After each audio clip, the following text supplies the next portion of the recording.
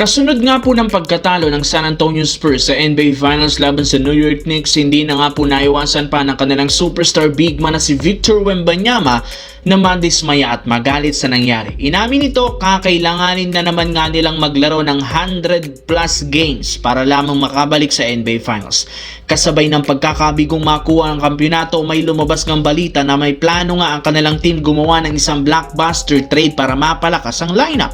In fact, kabilang sila ngayon sa mga teams na makikipag-agawan sa pagkuha kay Giannis Antetokounmpo sa Milwaukee Bucks.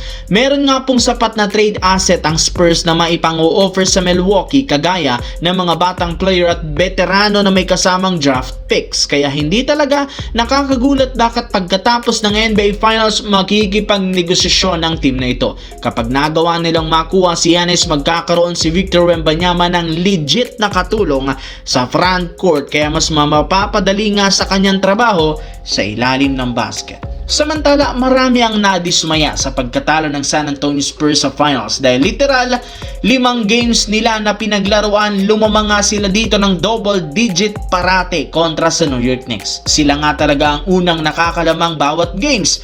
Parati rin naman nga sila ditong nag-choke lalo sa fourth quarter. Ito talaga ang mismong dahilan bakit tuluyan silang natalo ng Knicks.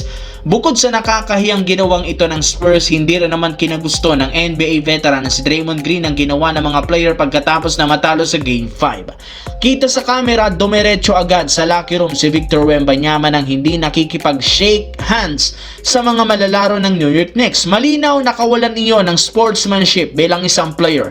Alam niya, napakasakit na matalo sa NBA Finals, pero hindi nga ito dahilan para hindi siya makipag-shake hands sa New York Knicks, gayong fair and square rin naman sila na natalo dito. Sa kabilang banda, kinumpirma na sobrang desidido ang Los Angeles Lakers na makagawa ng trade ngayong off-season. Makikipag-usap nga sila sa front office ng ibang teams at isa sa kasalukuyan nilang kinakausap ngayon ang Miami Heat.